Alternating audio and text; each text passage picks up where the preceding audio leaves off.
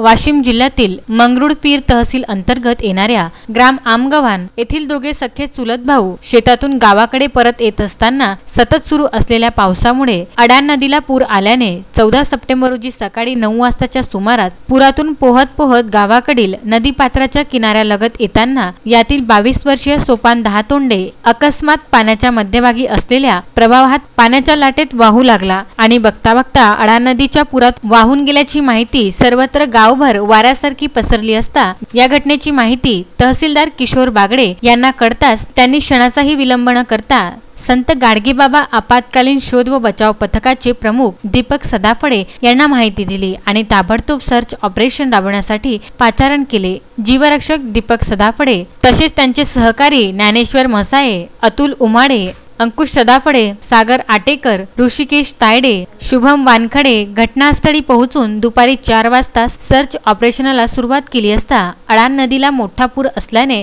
पथकाचे स्विमर ज्ञानेश्वर मसाये, अंकुश सदाफळे, अतुल उमाडे, अजय ढाके हे life ring, life jacket, wire रोपाच्या सहकार्याने घटनास्थळापासून ते 5 किलोमीटर पर्यंत नदी पात्रात उतरून सायंकाळी 7 वाजेपर्यंत वाहून गेलेल्या सोपांची शोधाशोध केली, मात्र त्याचा थांगपत्ता लागला नाही। घटनेच्या दुसऱ्या दिवशी सकाळी लगेच अडाण धरणाच्या इंझोरी नजीकच्या पुलाजवळून परत खडीधामणीकडे व तेथून घटनास्थळी पर्यंत रेस्क्यू बोटाद्वारे सर्च ऑपरेशन राबवण्यात येईल अशी माहिती पथक प्रमुख दीपक सदाफळे यांनी तहसीलदार किशोर बागडे यांना दिली होती। मात्र सकाळी सर्च ऑपरेशन टीम कारंजा येथे पोहोचताच सकाळी 7 वाजता खडी येथील पुलाजवळ सोपान दहातोंडे याचा मृतदेह तरंगताना गावकऱ्यांना दिसून आला। यावेळी घटनास्थळी मंगरुळपीर पोलीस ठाण्याचे पोलीस निरीक्षक जगदाडे तसेच पोलीस कर्मचारी हजर होते। बाळासाहेब गणोरकर, विदर्भ न्यूज, मूर्तिजापूर।